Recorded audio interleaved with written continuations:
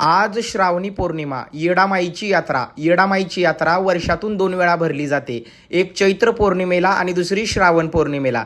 तर श्रावण पौर्णिमेला येडामाईची पालखी व दहीहंडी गावामधून मिरवली जाते. तसेच मंदिराच्या समोर, महाद्वाराच्या समोर एक चिंचेचं अतिप्राचीन झाड आहे.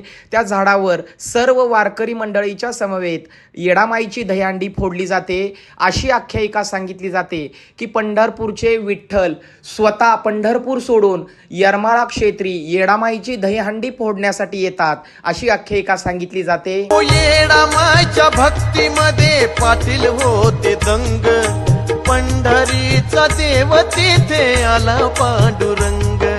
श्रावणाच्या पौर्णिमेला दहीहंडी फोडली. धन्य आहेस तू येडामाई, धन्य तुझ्या लीला. अशा या येडामाईच्या यात्रेनिमित्त, तसेच दहीहंडी सोहळ्यानिमित्त, तसेच श्रावण महिन्यातील पौर्णिमेनिमित्त मोहोळमधील श्री येडेश्वरी बाईसाहेबांची विशेष महाअलंकार पूजा साकारण्यात आलेली आहे. तेही अगदी नऊवार हिरव्यागार इरकल साडीमध्ये. तर आईसाहेबांचं गोजीरवानं तेजस्वी स्वरूप किती सुंदर दिसत आहे, तुम्ही बघू शकता. अगदी मन प्रफुल्लित होऊन गेलं.